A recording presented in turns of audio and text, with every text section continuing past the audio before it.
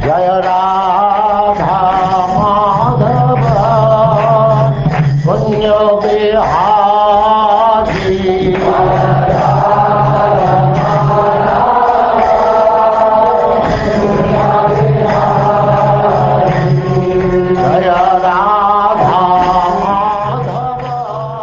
And now chapter 19. Lord Vamanadev begs charity from Bali Maharaj.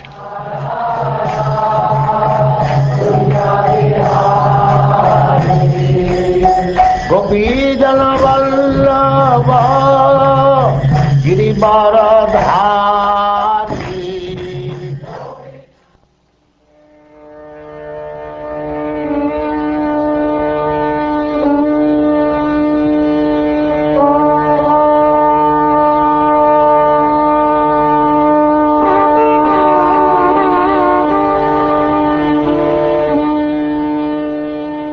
Shukdev Goswami continued. When the Supreme Personality of Godhead, Vamanadev, heard Bali Maharaj speaking in this pleasing way, he was very satisfied, for Bali Maharaj had spoken in terms of religious principles.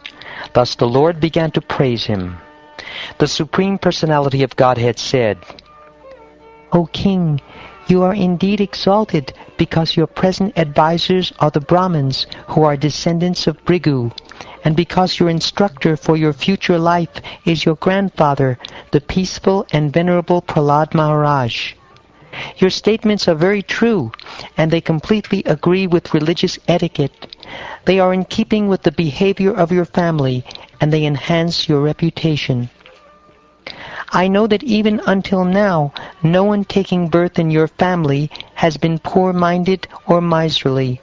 No one has refused to give charity to Brahmins, nor after promising to give charity has anyone failed to fulfill his promise. O King Bali, never in your dynasty has the low-minded king been born, who, upon being requested, has refused charity to Brahmins in holy places, or a fight to Kshatriyas on a battlefield. And your dynasty is even more glorious due to the presence of Prahlad Maharaj, who is like the beautiful moon in the sky. It was in your dynasty that Hiranyaksha was born. Carrying only his own club, he wandered the globe alone, without assistance, to conquer all directions, and no hero he met could rival him. When delivering the earth from the Garbhodak sea, Lord Vishnu, in his incarnation as a boar, killed Hiranyaksha, who had appeared before him. The fight was severe, and the Lord killed Hiranyaksha with great difficulty. Later, as the Lord thought about the uncommon prowess of Hiranyaksha, he felt himself victorious indeed. When Hiranyakashipu heard the news of his brothers being killed, with great anger he went to the residence of Vishnu, the killer of his brother, wanting to kill Lord Vishnu. Seeing Hiranyakashipu coming forward, bearing a trident in his hand like personified death, Lord Vishnu, the best of all mystics and the knower of the progress of time, thought as follows: Wheresoever I go, Hiranyakashipu will follow me, as death follows all living entities. Therefore, it is better for me to enter the core of his heart, for then, because of his power to see only externally, he will not see me. O King of the Demons, after Lord Vishnu made this decision, he entered the body of his enemy Hiranyakashipu, who was running after him with great force. In a subtle body inconceivable to Hiranyakashipu, Lord Vishnu, who was in great anxiety, entered Hiranyakashipu's nostril along with his breath. Upon seeing that the residence of Lord Vishnu was vacant, Hiranyakashipu began searching for Lord Vishnu everywhere. Angry at not seeing him, Hiranyakashipu screamed loudly and searched the entire universe, including the surface of the earth, the higher planetary systems, all directions, and all the caves and oceans. But Hiranyakashipu, the greatest hero, did not see Vishnu anywhere. Unable to see him, Hiranyakashipu said, "I have searched the entire universe, but I could not find Vishnu, who has killed my brother. Therefore, he must certainly have gone to that place from which no one returns. In other words, he must now be dead." Hiranyakashipu's anger against Lord Vishnu persisted until his death. Other people in the bodily concept of life maintain anger only because of false ego and the great influence of ignorance. Your father, Virochana, the son of Maharaj Prahlad, was very affectionate toward Brahmins, although he knew very well that it was the demigods who had come to him in the dress of Brahmins. At their request, he delivered to them the duration of his life. You also have observed the principles followed by great personalities who are householder Brahmins, by your forefathers, and by great heroes who are extremely famous for their exalted activities. O King of the Daityas, from your majesty, who come from such a noble family and who are able to give charity munificently, I ask only 3 paces of land to the measurement of my steps. O King, controller of the entire universe, although you are very munificent and are able to give me as much land as I want, I do not want anything from you that is unnecessary. If a learned Brahmin takes charity from others only according to his needs, he does not become entangled in sinful activities. O son of a Brahmin, your instructions are as good as those of learned and elderly persons. Nonetheless, you are a boy, and your intelligence is insufficient. Thus you are not very prudent in regard to your self-interest. I am able to give you an entire island because I am the proprietor of the 3 divisions of the universe. You have come to take something from me and have pleased me by your sweet words, but you are asking only 3 paces of land. Therefore you are not very intelligent. Oh, small boy, one who approaches me to beg something should not have to ask anything more anywhere. Therefore, if you wish, you may ask for me as much land as will suffice to maintain you according to your needs. O my dear King, even the entirety of whatever there may be within the 3 worlds to satisfy one's senses cannot satisfy a person whose senses are uncontrolled.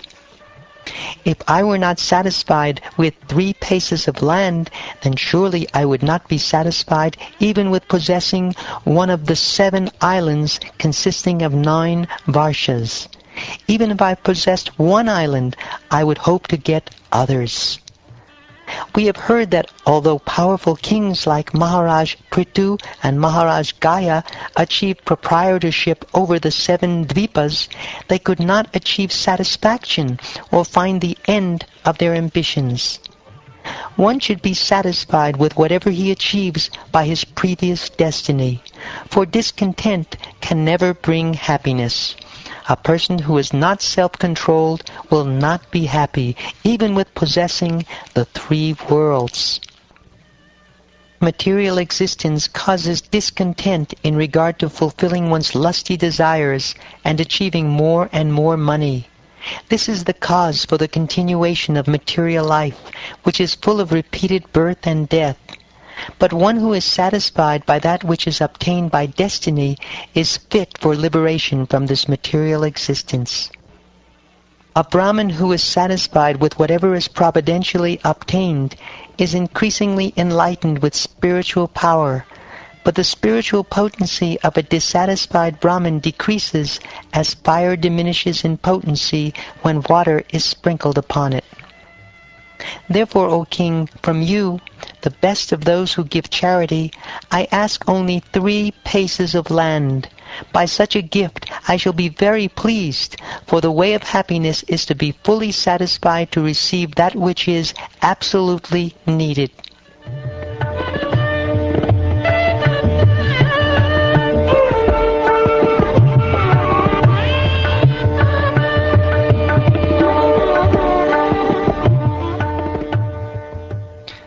When the Supreme Personality of Godhead had thus spoken to Bali Maharaj, Bali smiled and told him, "All right, take whatever you like." To confirm his promise to give Vamanadeva the desired land, he then took up his water pot.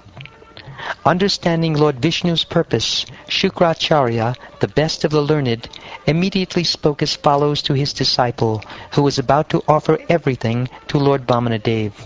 Shukracharya said, O son of Virochana, this brahmachari in the form of a dwarf is directly the imperishable Supreme Personality of Godhead, Vishnu.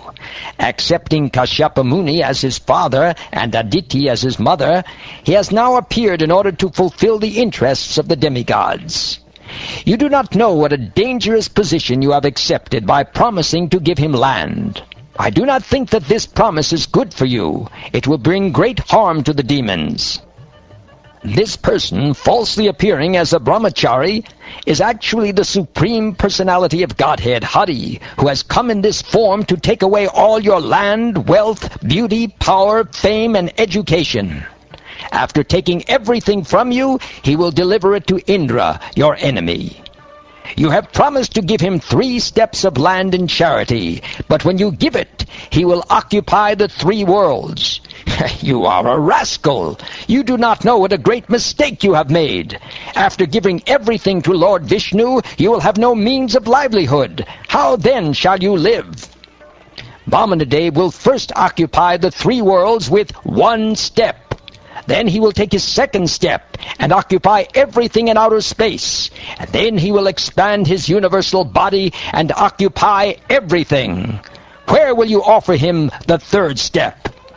You will certainly be unable to fulfill your promise, and I think that because of this inability, your eternal residence will be in hell.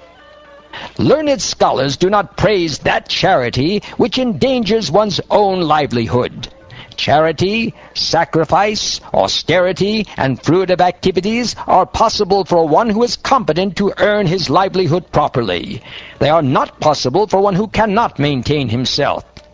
Therefore, one who is in full knowledge should divide his accumulated wealth in 5 parts: for religion, for reputation, for opulence, for sense gratification, and for the maintenance of his family members. Such a person is happy in this world and in the next. One might argue that since you have already promised, how can you refuse? O best of the demons, just take from me the evidence of the Bhavricha Shruti, which says that a promise is truthful preceded by the word Om, and untruthful if not. The Vedas enjoin that the factual result of the tree of the body is the good fruits and flowers derived from it. But if the bodily tree does not exist, there is no possibility of factual fruits and flowers. Even if the body is based on untruth, there cannot be factual fruits and flowers without the help of the bodily tree. When a tree is uprooted, it immediately falls down and begins to dry up. Similarly, if one doesn't take care of the body, which is supposed to be untruth, in other words, if the untruth is uprooted, the body undoubtedly becomes dry. The utterance of the word Om signifies separation from one's monetary assets. In other words, by uttering this word, one becomes free from attachment to money, because his money is taken away from him.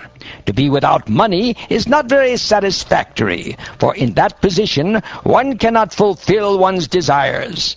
In other words, by using the word Om, one becomes poverty-stricken.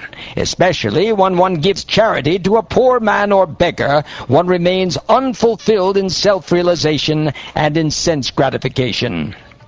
Therefore, the safe course is to say no. Although it is a falsehood, it protects one completely. It draws the compassion of others toward oneself, and it gives one full facility to collect money from others for oneself. Nonetheless, if one always pleads that he has nothing, he is condemned, for he is a dead body while living, or while still breathing, he should be killed. In flattering a woman to bring her under control, in joking, in a marriage ceremony, in earning one's livelihood, when one's life is in danger, in protecting cows and Brahminical culture, or in protecting a person from an enemy's hand, falsity is never condemned.